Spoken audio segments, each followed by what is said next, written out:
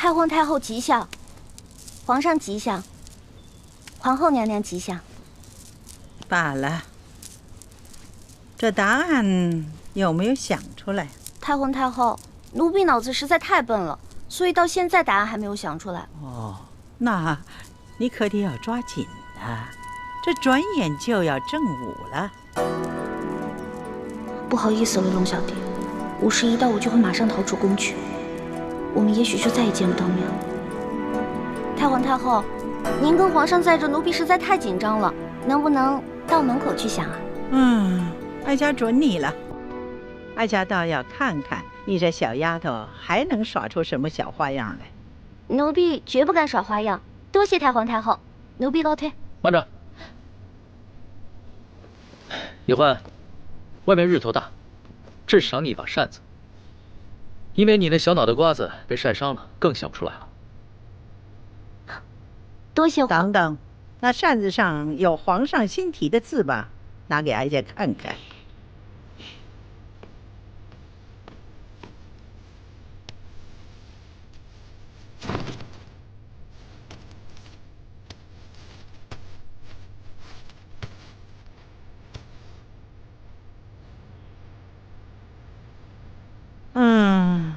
依哀家看来，这皇上的字就是好啊。拿着吧。多谢皇上。叶欢，你腰上的那个琉璃坠子倒是挺别致的。朕记得你哥哥也有一块同样的吧？奴婢跟哥哥是同日所生的双胞兄妹，这个琉璃坠子呢，是爹送给我们的生日礼物。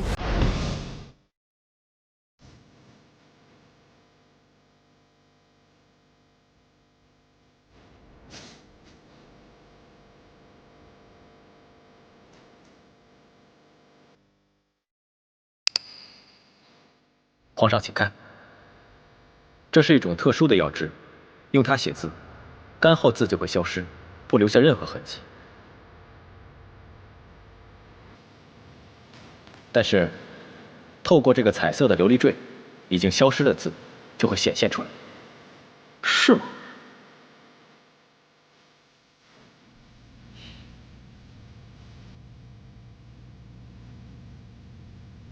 哎，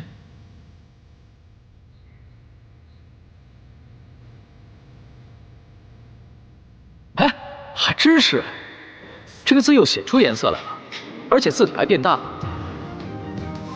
这个琉璃坠其实是一个彩色的放大镜，是微臣的爹从一个西洋商人手中购得，送给臣和臣妹的10岁生日礼物。臣兄妹各有一个，随时带在身上。到时候，皇上只要将答案用这药汁抄写在这扇面之上，传递给臣妹即可。告诉她，用这个琉璃坠，她就会明白了。李太医，朕真的很羡慕你，能和易欢有这么美好有趣的童年。不像朕，10岁的时候就父母双亡，而且还不得不提防宫中各路势力的算计。行了，那你赶紧去吧，要是耽误了时间啊，朕也救不了你。多谢皇上。慢着，外面天气太热了，本宫就赏世淑姑娘一方丝巾，擦擦汗吧。多谢皇后，奴婢告退。皇上好像一点不为这小丫头担心呢。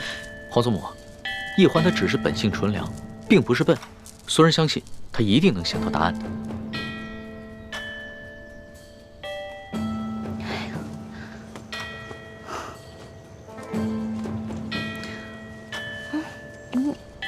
皇祖母小心。来，皇上，能不能叫2个人帮奴婢推下车啊？走了。这，谢皇上，你们2个帮我推下车。哎，你扶我一把。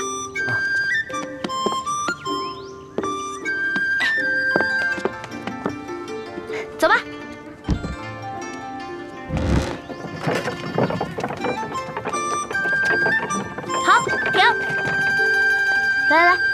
下放下。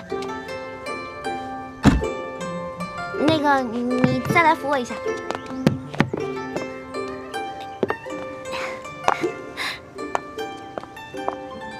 太皇太后，您看啊，这只有推车的人才能推动这辆车，而乘车的人永远推不动这辆车。我说的对吗？好，这个答案妙。皇祖母啊，这个答案啊，不仅解了题，这好像还给我们所有人一个警示。这有些事啊，只有旁观者可为，而当局者永不可为。是啊，皇上你也应该明白了，这丫头可不像你说的那是个傻丫头，可是聪明着呢。你可不能当局者迷呀。皇祖母说的是，孙儿谨记皇祖母的教诲。真没想到，这个李易欢居然如此聪明。你赐给他的那个丝巾，最后看了吗？妾身昨晚在听到皇祖母的一番话后，将这第3道考题的答案画在了丝巾上。他先答出题后，才打开丝巾看到了答案。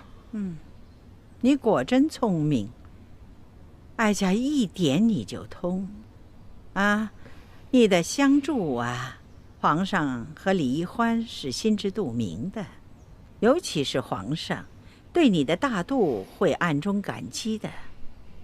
皇后啊，只是个名分，你必须攥住皇上的心，你的地位方能稳固。多谢皇祖母提点。义父，叔父不当差的时候，时常爱去城郊的镜湖钓鱼散心。你可以到镜湖附近等着，找机会跟他相认。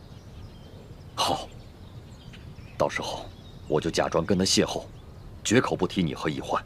好，那我就预祝义父跟叔父顺利相认。但愿吧。这么多年过去了，我真不知道，乍一看到我这个亲哥哥出现在面前，他会是什么反应。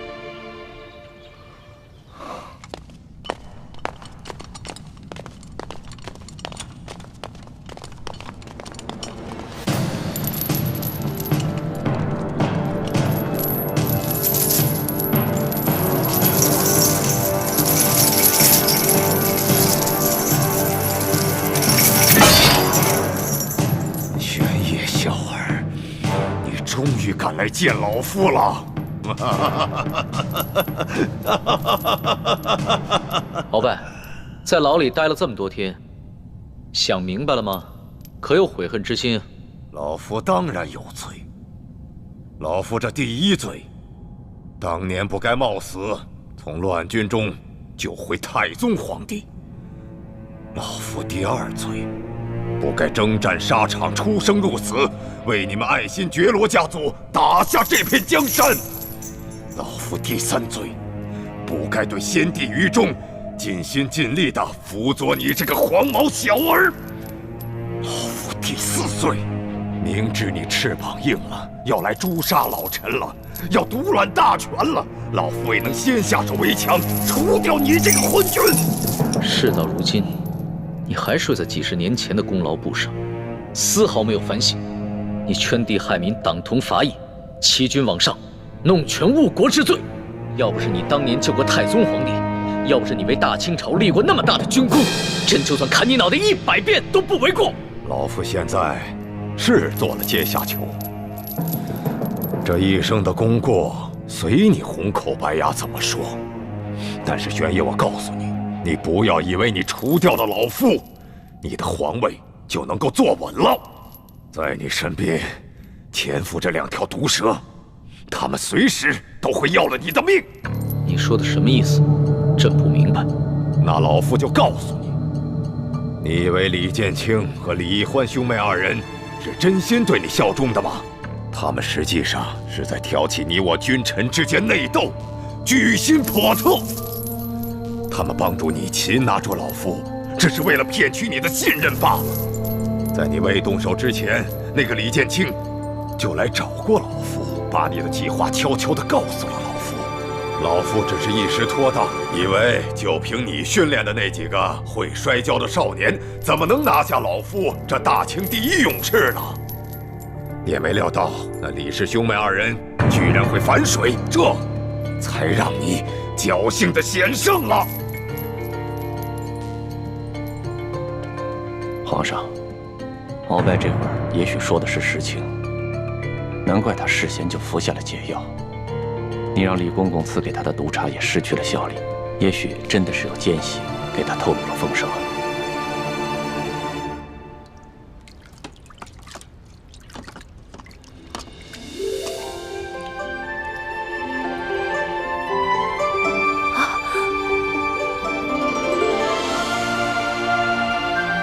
这铜匣果然是真的。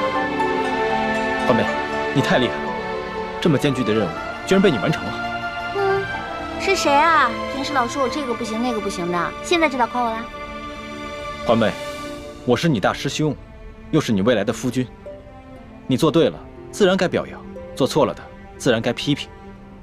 站直了，不管是表扬还是批评，我都是为了你好。哎，知道了。从小到大就这么几句，我耳朵都听出茧子来了。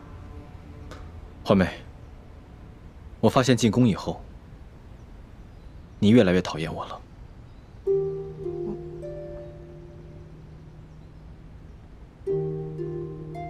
鳌拜，你以为朕会中了你的挑拨离间之计吗？是，皇上，鳌拜也许死到临头了，还要这样搞挑拨离间的小动作。挑拨离间，玄烨，你这个无知的小儿！老夫虽然是你的眼中钉、肉中刺，可老夫是大清的八旗子弟，你我之间的君臣内斗，毁不了大清的根基。而那个李氏兄妹，他们不一样，他们来历不明，行为诡异，说不定就是那前明的余孽。是，你鳌拜是满族，李氏兄妹是汉族，可是拿匕首刺向朕的是你鳌拜，而挺身而出替朕挡刀的是李婚。若非李氏兄妹反戈一击，只怕你和朕的位置现在就一敌而处了吧。所以朕明白，你恨李氏兄妹，你巴不得置他们于死地，朕是不会上你的当的。玄烨小儿，你果真是一个没有出息的君王。你被那李欢的美色所迷惑，你被李氏兄妹二人玩弄于股掌之间。我们这些八旗子弟打下来的江山，终将毁在你的手上。老夫倒要看一看你有何脸面去见爱新觉罗家族的列祖列宗！你住口！朕已经不是当年那个只能听任你摆布的傀儡了。你要是再在朕的面前出言不敬，朕就让你的血溅在朕的龙袍之上！来吧！老夫这一生都在为大清卖命，没想到爱新觉罗家族竟然出了你这么个既阴险又愚蠢的懦夫！玄烨，你打开牢门，来与老夫1对1的决斗！来呀！如今康熙正在大力清除鳌拜余党，整个京城都人心惶惶。如果把这铜匣和奕欢得来的珠宝全部运出宫去，放在慈航药铺反而不安全，不如就继续放在这个永乐斋吧。师父说的是，毕竟眼下这永乐斋还是安全的。等大师傅离京之时，咱们再把这铜匣悄悄带出宫去，让大师傅带走。不行，铜匣不能放在永乐斋，欢妹也不能继续留在紫禁城里。既然找到了铜匣，我们赶紧撤离吧。我们现在就撤离啊？怎么，你还想继续留在宫里？你忘了和你一同进宫，被刺死的那3个秀女了吗？忘了那些仅仅因为看到你打了康熙一巴掌，就被赐鸩酒的宫人了吗？好吧，朱哥哥，我听你的。那六师傅、学姐姐，我们一起撤吧。大胆，鳌拜，你这个狗奴才，死到临头了还敢对皇上大不敬！你以为你真的是什么大清的第一勇士吗？我告诉你，那只不过是因为你大权在握的时候，别人对你不得已的奉承而已。你想动手是吧？来呀，我索额图陪你练练。索图，若是你阿玛还活着，那老夫说不定还卖他几分薄命。就你现在这么个鬼模样，你还不配和老夫交手，你滚一边去！哼，鳌拜，在皇上面前，我不与你乘着口舌之快。且不说我们两家的恩怨如何，就是你现在这样在军前失仪，也是不可饶恕的大罪。我告诉你，你死到临头了！你可真会拍皇上的马屁，可笑！你阿玛索尼与老夫一辈子为敌，但老夫敬他是条汉子。可是我没想到，他怎么就生出你这么个没出息的小兔崽子呢？鳌拜，哪怕你是个勇士，像你这样的莽夫，也只配做爱新觉罗氏的鹰犬。朕乃天子，治国安邦才应该是朕擅长的。你那些技击之术，都是雕虫小技。朕纵然不如你，又有何妨？把他看好了，别让他自尽。你这个懦夫蠢货！你回来！你宁肯相信居心叵测的李氏兄妹，也不肯相信老夫这三朝老臣！你回来！我要见太皇太后！我要见太皇太后！回来！不行，我们现在还不能撤。第一，默笙和倩影他们还没有找到1号金钥匙，万一那把金钥匙就在这皇宫当中呢？第二，也是最重要的，鳌拜到底有没有在明珠谷安插奸细？这个奸细到底是谁？我们一定要查个清楚。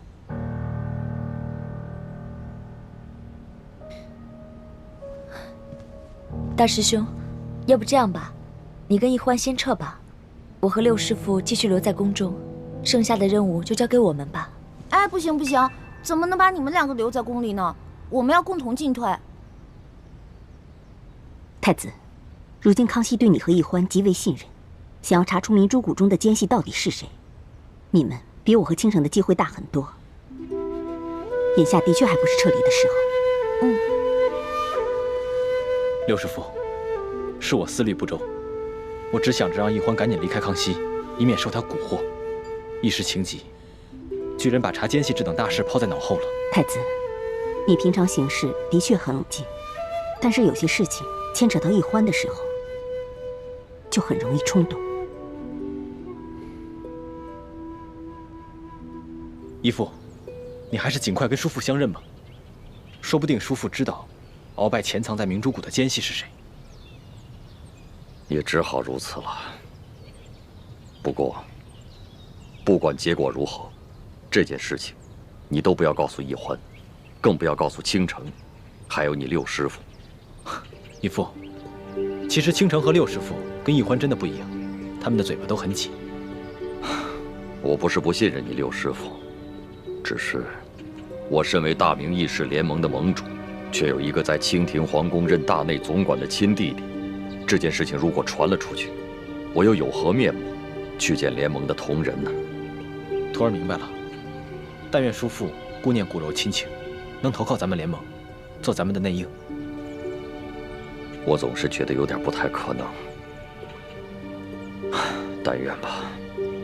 但愿我李氏的列祖列宗能够庇佑，保佑我这个弟弟能够弃暗投明。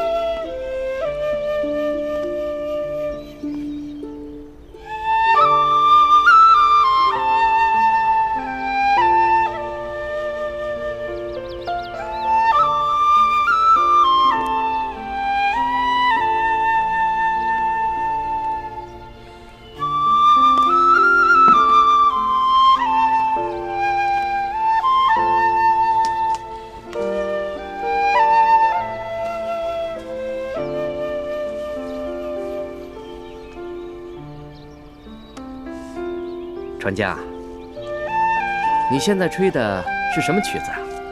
我怎么听着这么耳熟啊？好像是在哪儿听过一样。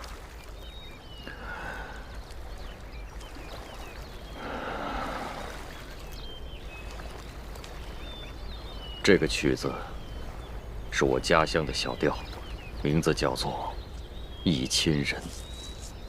忆亲人？我只是觉得这个曲子这个旋律有点耳熟，什么名字我倒是记不得。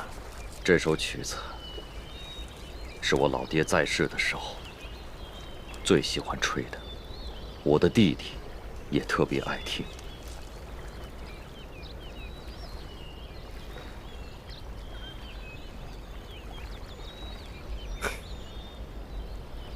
这个曲子我小的时候也特别爱听，只是有好多年没有听到了，现在也忘得差不多了。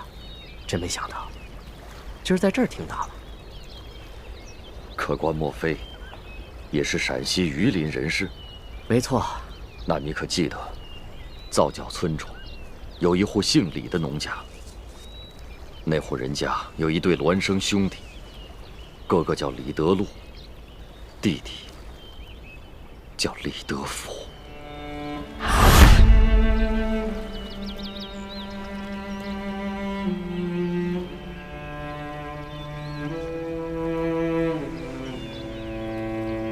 你是？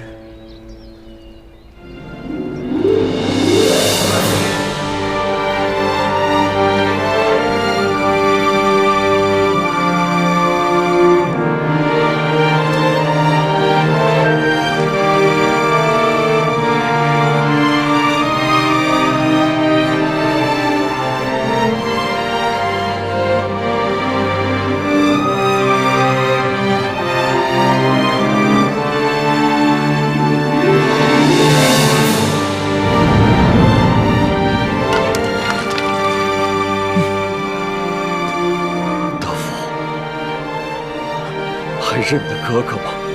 你还活着，你没死。德福，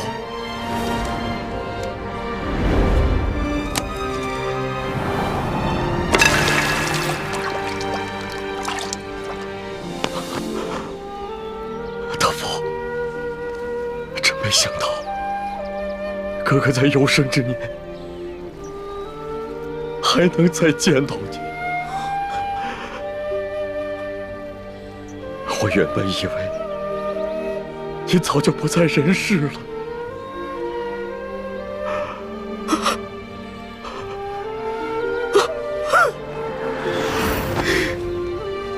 哥，德福，哥，德福。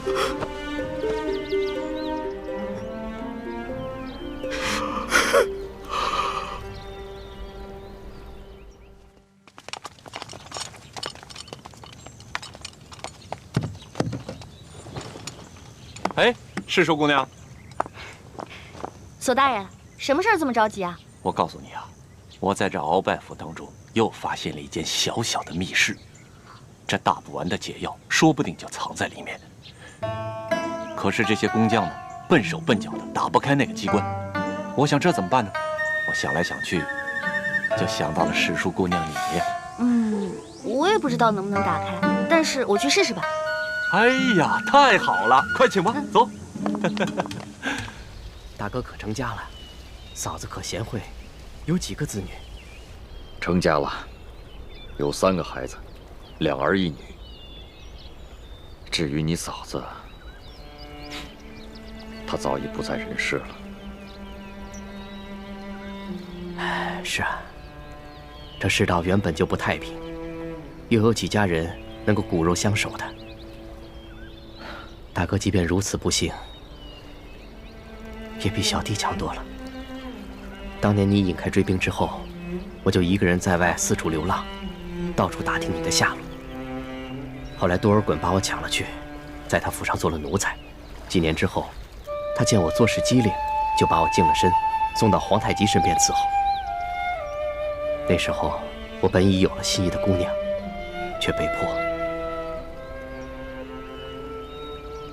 做了这不男不女的太监。小弟啊，这么多年你受苦了。大哥真的没有想到，你还能认我这个哥哥。我原本以为你现在在紫禁城中是要风得风，要雨得雨，而我却是穷困潦倒。我真没想到，你还能认我。哥，你说的这是什么话呀？我在这个世界上，就你这么一个亲人了，我怎么会不认你呢？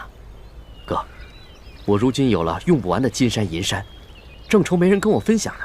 这下好了，你来了，哥，你把侄儿侄女都接进京来，我在京城给你买一处大宅院，然后再续几房妻妾，咱们兄弟好好享受这下半辈子。弟弟啊，你的这番心意，哥哥心领了。但是哥哥这次找你，并不是为了你的钱财。哥，你一定是想谋一个好的差事，对不对？你放心，包在小弟我的身上。1个月之内，我先给你谋个闲职，年内呢，我再找机会把你外放到一个油水充足的富庶之地，怎么样？我也不是为了做官，既不想发财，又不想做官，哥，那你到底想要什么？只要兄弟能办得到的，绝对没问题。德福，你知道哥哥现在是什么身份吗？什么身份？我很久以前已经把名字改了，我不叫李德禄了。那哥哥如今叫什么？李定国。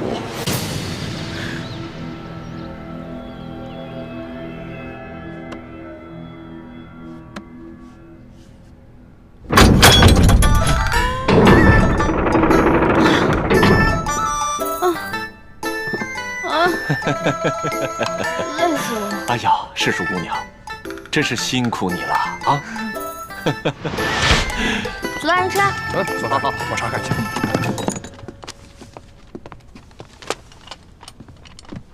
索大人，啊，这箱中没有解药，全是文书信件。没有解药，我看看。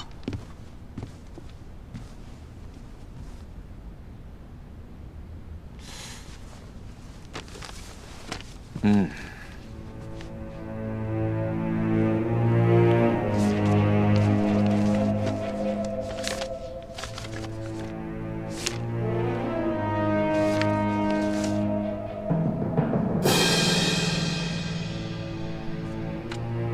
纳赛，在，把这2个箱子给我封起来，抬进宫去，呈给皇上。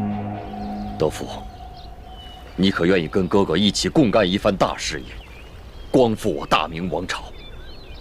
德福，你倒是说话呀！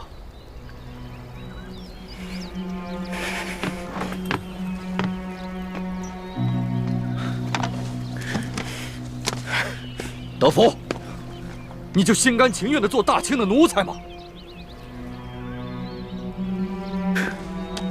做大清的奴才怎么了？他中明王朝给过我什么？杀死了我的爹娘，饿死了一整村子的人，害得我们骨肉分离，逼得我走投无路，只能在死尸堆里面抛尸的。后来还被迫做了这不男不女的太监。我辛辛苦苦了30多年，我苦熬了30多年，如今你却让我为朱氏的后人去冒杀头的危险。德福，你听我说。我不听。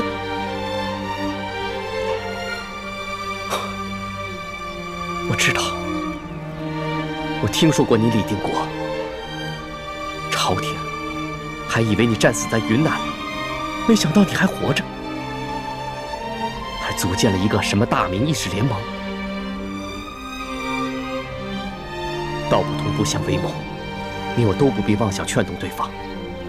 我只有一句话：你若做回李德禄，那你还是我大哥，我愿与你共享荣华富贵。但你若坚持做你的李定国，那你我就当彼此早在40年前都死了吧。弟弟，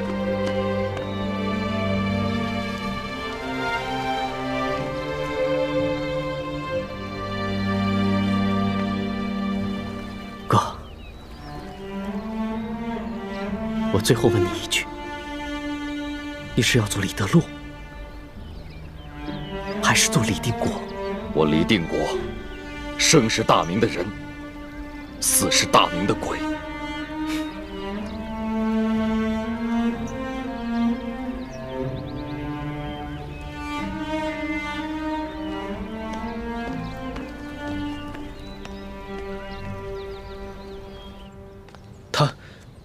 他就这么走了？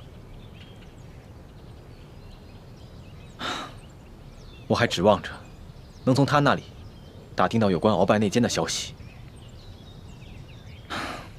义父，那我们现在该怎么办？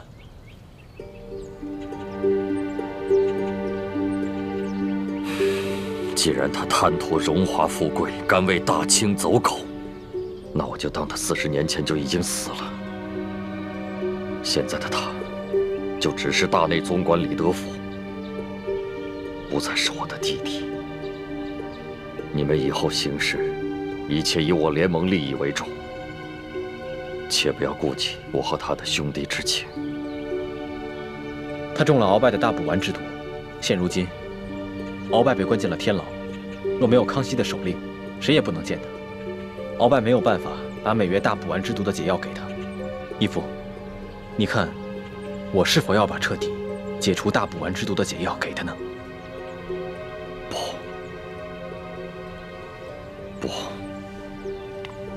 不能彻底帮他解脱。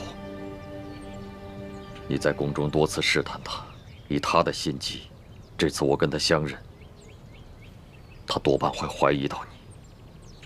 万一鳌拜供出他来，那他极有可能出卖你跟易欢，甚至出卖我这个亲哥哥，来将功赎罪。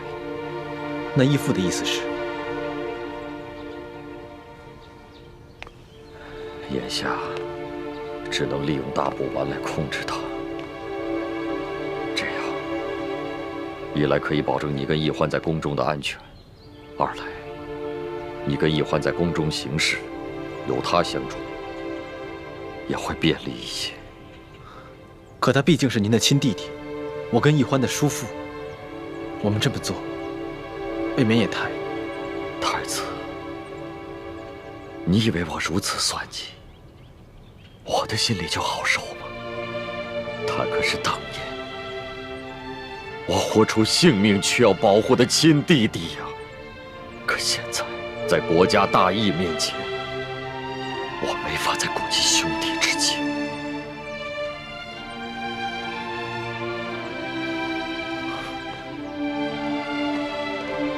朱慈轩代表朱氏所有人和逝去的列祖列宗，多谢晋王大义。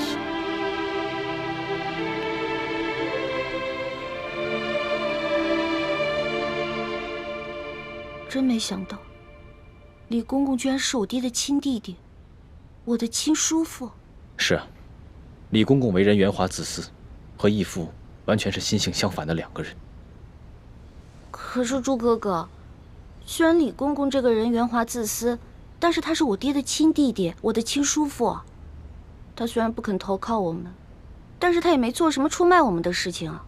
我爹让咱们拿大补丸的事情去威胁他，我怎么觉得心里过意不去呢？其实，我心里也过意不去。不过既然义父吩咐了，我们也只能执行。有时候想想我爹也真够冷血的，他居然亲手射杀了我娘，那可是为他生了3个孩子的结发妻子啊！当时他还射了我一箭，还好我身上有个玉佩，要不然，我早就没命了。欢妹，你千万别这么说，若是让义父听到了，他该有多伤心呢？义父也是迫不得已，舍小我取大义，就像古时候舍弃自己的亲生儿子而救护赵氏孤儿的义士程婴。可我从来不觉得程婴做得对啊，为什么他的儿子要替赵氏孤儿去死呢？2个孩子的命难道不一样重要吗？从小我一直不明白，为什么我爹总觉得你跟你父皇的命要比我跟我娘的命更重要？越说越不像话了，这就是君臣父子伦理纲常。你记住了，这话千万不能让义父听到。知道了，我这不偷偷跟你一个人说吗？我知道我说这些话大逆不道，以后不说行了呗。哎，千万别跟我爹说。你知道就好，环妹，你记住了，平时再怎么任性，再怎么胡言乱语都没关系，唯有这些有违伦理纲常的话，千万不能再说了，知道吗？哦，你怎么跟龙小弟一样啊？严肃起来让我心里特别害怕。不跟你说，我要去找我龙小弟玩了。环妹。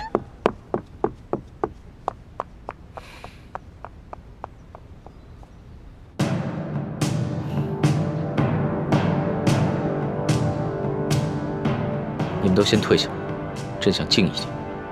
这。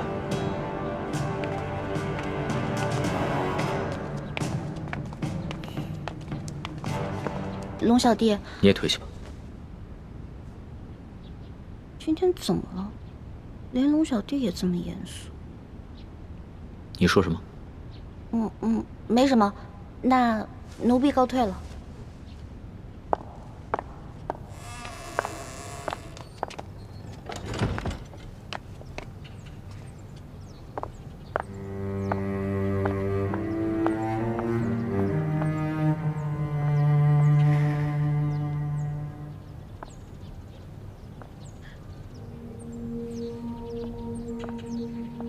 叔父在这宫里熬了30多年，才换来看似风光的荣华富贵。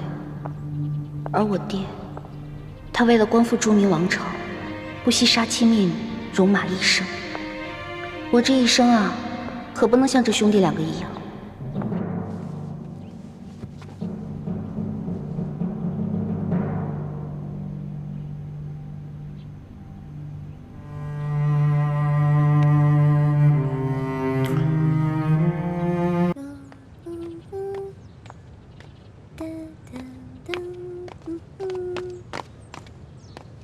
朱哥哥，你怎么在这儿？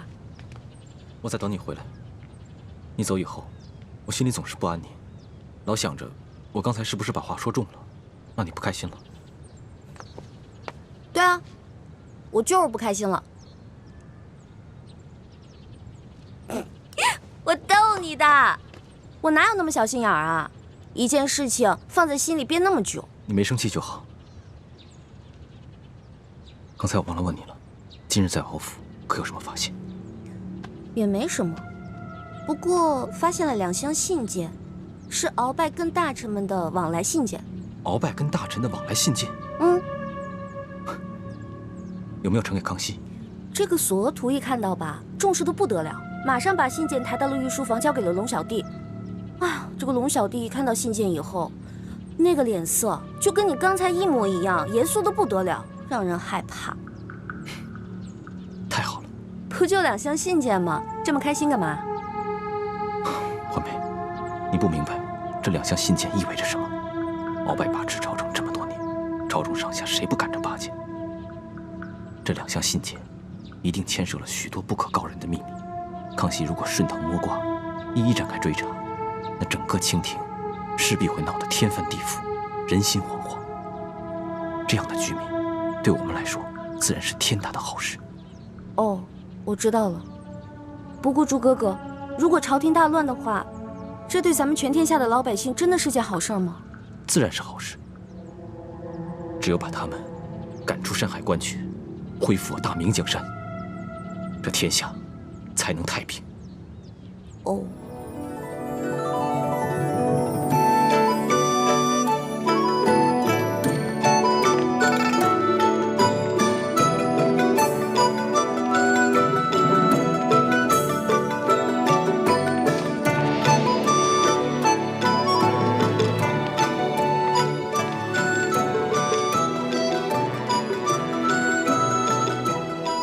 难道这是一出鸿门宴？康熙想借此机会对群臣进行大清洗？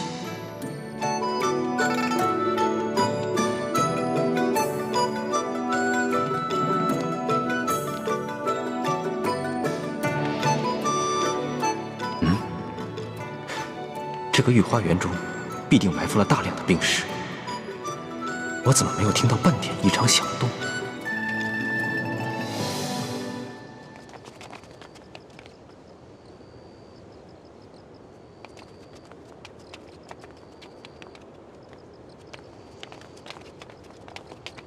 难得今夜月色如此美好，更难得朕能忙里偷闲，与诸位爱卿一同畅饮赏月。诸位爱卿，一同陪朕共饮一杯吧。谢皇上恩典。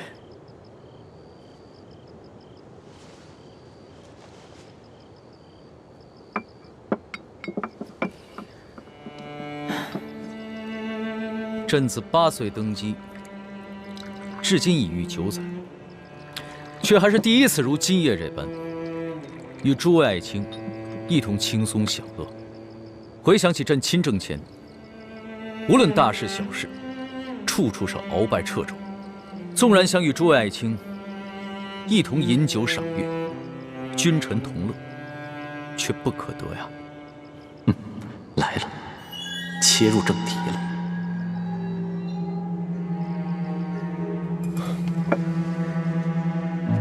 皇上，奴才恭贺皇上，铲除权奸，重振朝纲。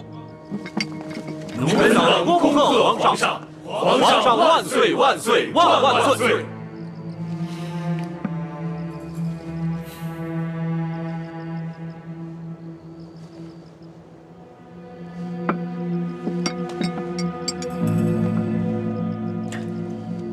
朕建议邀诸位爱卿前来御花园，除了赏月，还想请诸位爱卿看一出小戏。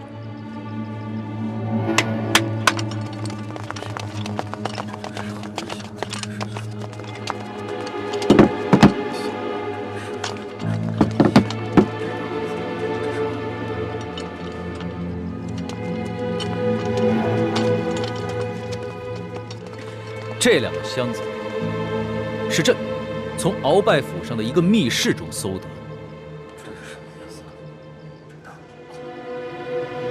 诸位爱卿猜一猜，这箱子里装的是什么？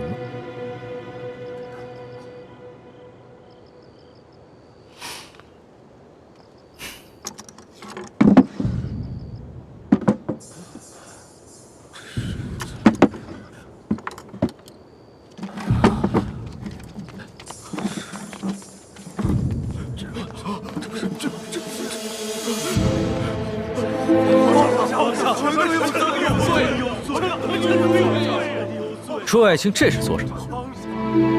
这2箱文书今日下午才从鳌拜府中搜得，朕到现在还一封都未曾打开过。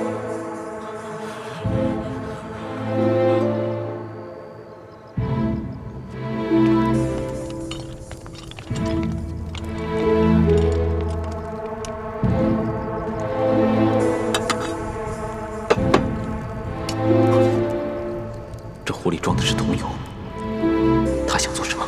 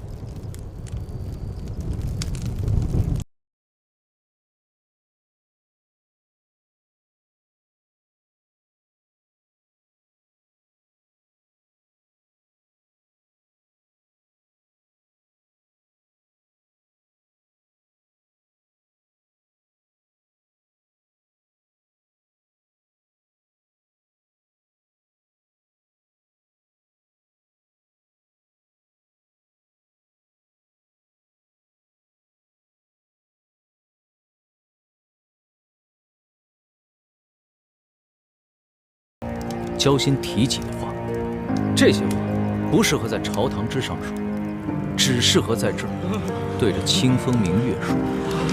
臣等恭听圣谕。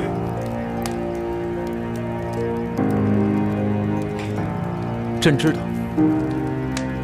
在今夜之前，在诸位心中，都一直有爱新觉罗有朕，但更有鳌拜。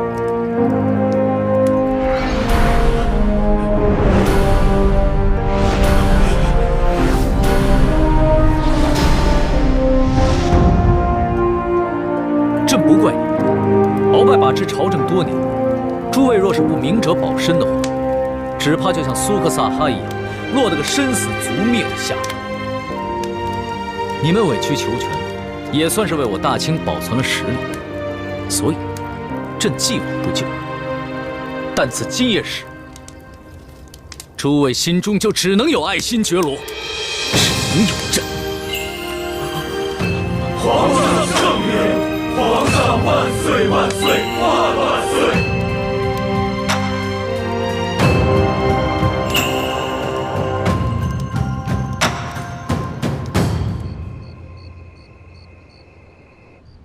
皇上，你可知道今天哀家一共召见了多少大臣们的诰命夫人吗？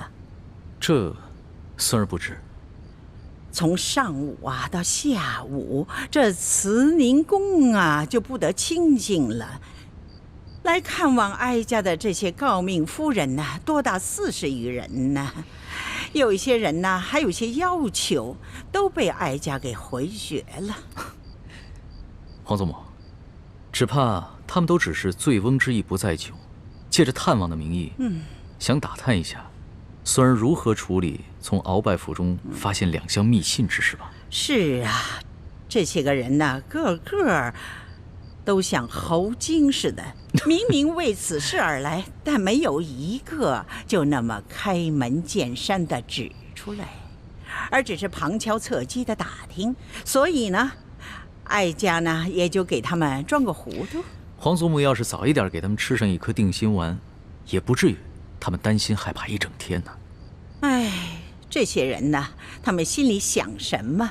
皇上和哀家心里像明镜似的。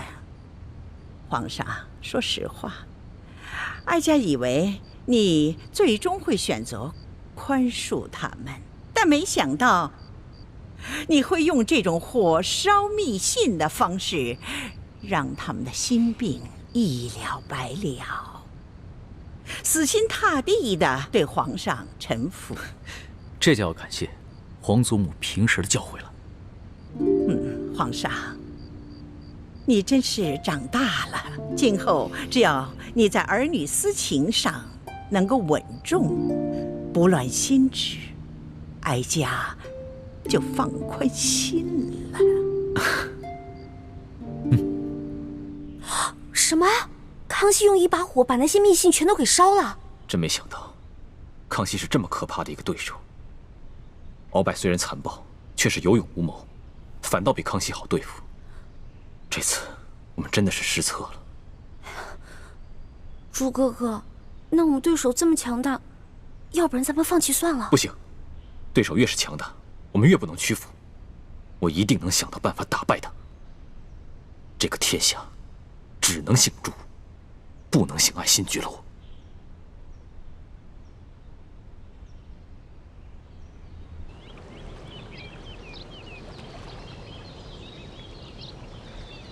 玄烨，你个无知小儿！老夫虽然是你的眼中钉、肉中刺，可老夫是大清的8旗子弟。你我之间的君臣矛盾，不会动摇大清的根基。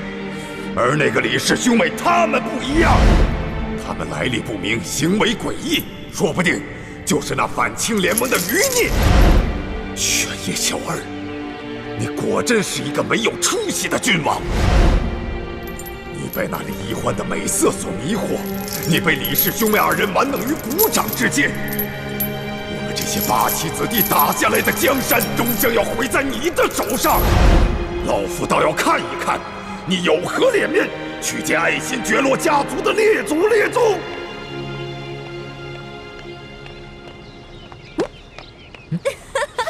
我在这儿呢。蓝小弟，你干嘛呢？一个人看着前面发呆？朕就是想起来那一日探监，鳌拜所说的话。鳌拜说什么了？他说其实早在朕行动之前，他就已经知晓了朕的计划，有人向他泄了密。泄密？谁会跟他泄密啊？他说这个人就是你哥哥。怎么可能啊！鳌拜这个人啊，这个时候还不忘挑拨离间，真讨厌。龙小弟，你不会上他的当信了吧？朕有那么笨吗？那就好。我呀，本来是鳌拜精心安插的一颗棋子，他一边用大补丸威胁我，一边又假惺惺的让我做他的干女儿，软硬兼施。所以啊，他万万没有想到，到最后我会帮你一起对付他。他心里啊，肯定恨透我了。老大，你说的这些啊，朕都明白。不过你究竟是什么来历？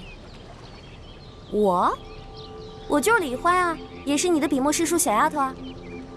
你知道朕问的是什么？朕想知道的是，你和你哥哥究竟是何方人士？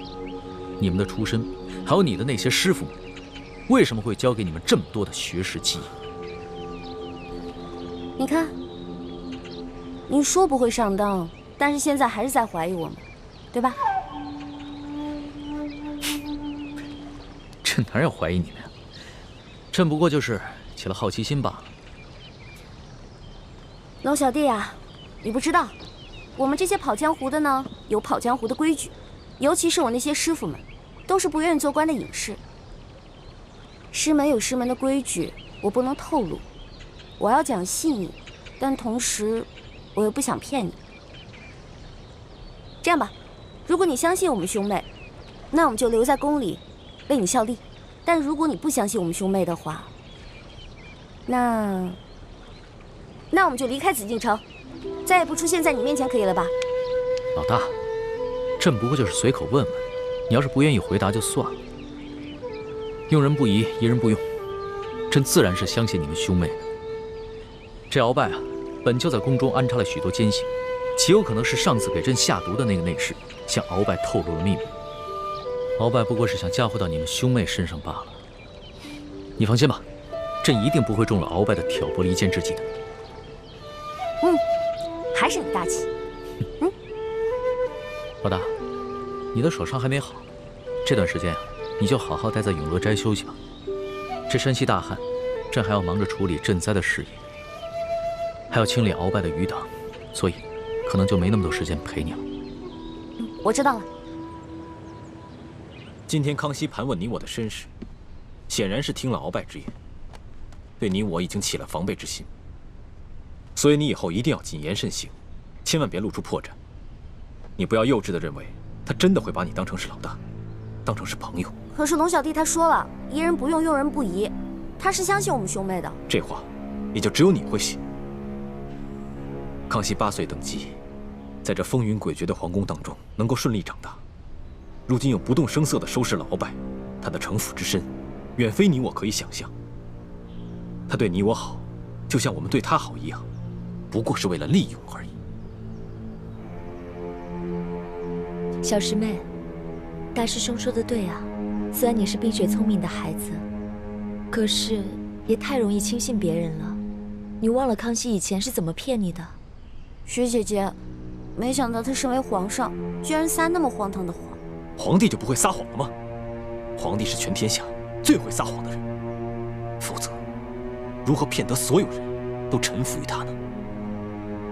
龙小弟，你对我真的也只有谎言和利用吗？索图，臣在。奕欢不肯告诉朕他的来历，你怎么看？回皇上的话，像奴才和明珠这样的大臣府中，都养着一些幕僚人士，其中也不乏有一些江湖上的能人异士。这些人从来对师承来历不肯明言，显得高深莫测。这可能也是他们江湖人士的一种潜在的规矩吧。奴才也从来都很少刨根问底，只是择其长处而用之，择其短处而易之。你说的有道理。正所谓英雄不问出处，全看用人之主如何驾驭。是啊，皇上，您说的是。奕欢能坦然直言，也总好过他编一些谎话来骗朕，对吧？是啊，皇上，奴才以为这鳌拜所说的话，用意都是挑拨离间。李氏兄妹是否有异心，那日久自可见人心。以皇上您的圣明，那是一定会察觉得到的，而且奴才也会悄悄地在暗中注意着他们。好。对了，鳌拜所言，只能你与朕二人知晓，切不可歪写，尤其不能让太皇太后知道了，更不能让李氏兄妹察觉，明白吗？这，奴才明白。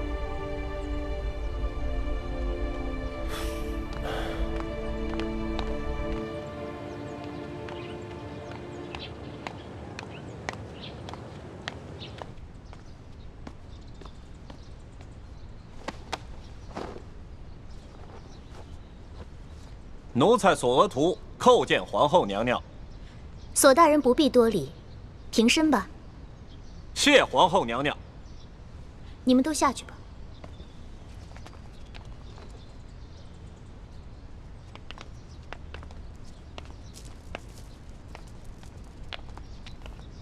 三叔。啊。三叔，那个李易欢究竟是什么来头？什么品质位分都没有，皇上还单独给他赐了一个笔墨侍书的职位，还给他在后宫单独赐了所宅子，不伦不类，还真是开了我大清朝的先例。皇后娘娘，您这些话就在奴才面前说说得了，可千万不要在别的人面前提起，万一传到皇上的耳朵里，皇上会不高兴的。皇上从未对任何女人另眼相看，本宫这心里总有些不踏实。皇后娘娘不要忧心，她李易欢再怎么说也只是个汉女，而且还定过亲。皇上再怎么喜欢她，也威胁不到皇后。而且皇上啊，也只是图一时的新鲜，等这股劲儿过了，说不定就丢开手了。再说了，这李易欢毕竟帮着咱们斗败了鳌拜，我们现在最主要的任务就是痛打落水狗，不给鳌拜东山再起的机会。别的什么，都等这件事情尘埃落定了之后，咱们再说吧。三叔说的有道理，本宫就暂且忍耐一下。哎呀，好热呀！自打我从明珠谷到京城，就一直没下过雨。这天热得太不正常了，连荷花都受不了了。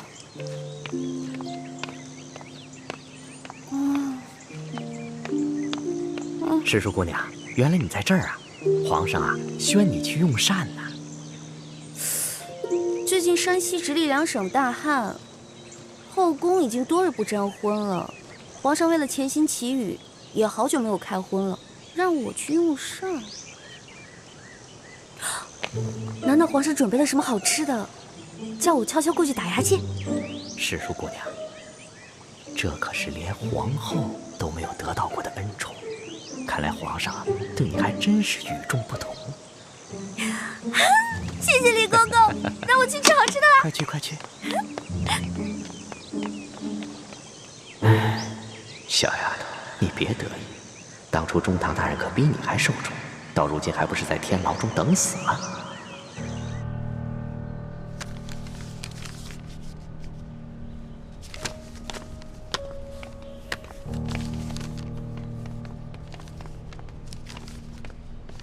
皇上，侍书姑娘来了。皇上，奴婢给皇上请安了。这些天是不是馋坏了？过来吧，看朕给你准备什么好吃的。哇，烤鸭！哇，哈喇子都快流下来了。刚刚看你行礼的时候还学得中规中矩的，一见到吃的就原形毕露了。切，民以食为天呢。皇上前段时间下旨，这后宫啊，除了太皇太后还有几位老太妃以外，其他人饮食都要撤去金银器皿，直到上天垂怜降下甘霖。可是这是怎么回事啊？我们一个个饿得眼睛都发绿了，皇上你倒好，独占一只烤鸭备着我们吃。这不是有好吃的就叫你过来了吗？看看都有事。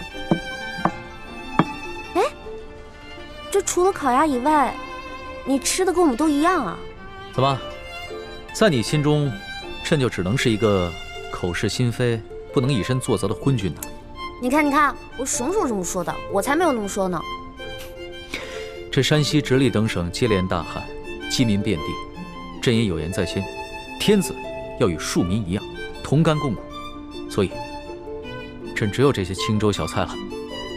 世叔姑娘，您这几日在永乐斋养伤不知道，皇上啊，其实跟大家一样，素衣素食的。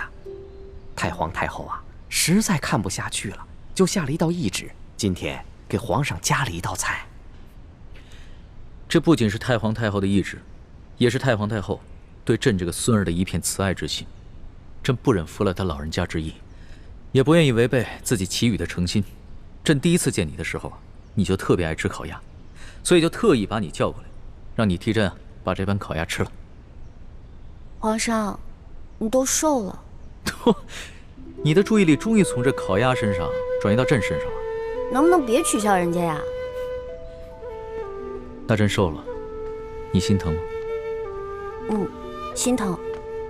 皇上是龙嘛，饿坏了龙体，那还得了啊？现在没有外人在，朕更喜欢听你叫朕龙小弟。龙小弟，不然咱们俩把这盘烤鸭一人一半给吃了吧？那可不行，朕是在神灵面前发过誓的，要一直戒食荤腥，直到天降甘霖。朕可不能违背誓言，欺瞒神灵啊！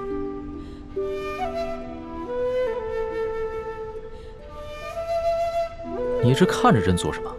朕的脸上有花吗？我只是觉得，龙小弟其实你长得也挺好看的。是吗？朕第一次见你的时候，你就一直说朕什么暴君啊、昏君啊，还是什么全天下女人最不值得爱的男人。难得破天荒，你还夸了朕一次啊！龙小弟啊，其实我觉得吧，这降不降雨跟吃不吃烤鸭完全没有关系。我也不是特别相信神灵，可是我跟你是结拜兄弟，那就要同甘共苦。既然你不吃烤鸭，那我也不吃，我跟你一起守信，对神灵的誓言。真不吃？当然了，这么看不起我呀？你以为我就是个贪吃的小馋猫吗？好好好，是小弟小看了老大了。那老大就陪着小弟一起吃这些清粥小菜吧。不过我得把这盘烤鸭搬远一点，要不然我看着心里太痒痒了。龙小弟啊，你说现在山西干旱是最严重的，咱们在这儿节衣缩食的也没什么用吧？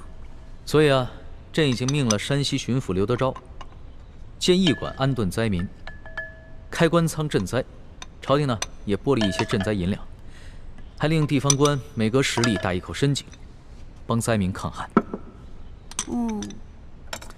记得我12岁那年，家乡闹旱，也是到了秋天颗粒无收。我呢就跟着乡亲们去挖野菜吃，那种挨饿的滋味我一辈子都不会忘，太难受了。你说的那次灾情啊，朕也记得，但这次的灾情比那一次更为严重，所以朕除了做一些应对的赈灾措施以外，还每天晚上亲手抄佛经，祈求天降甘霖。抄写佛经？皇上，我现在手已经好的差不多了，今天晚上我陪你一起抄佛经吧。好，吃吧。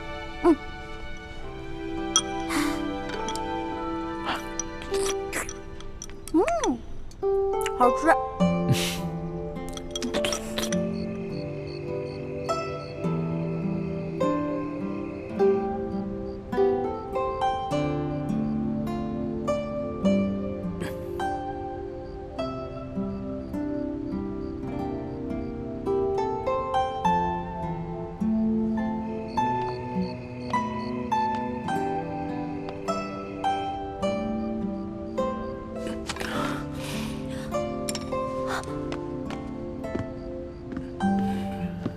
龙小弟，龙小弟，你怎么了？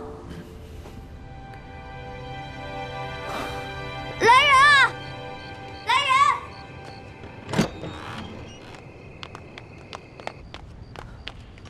皇上怎么了？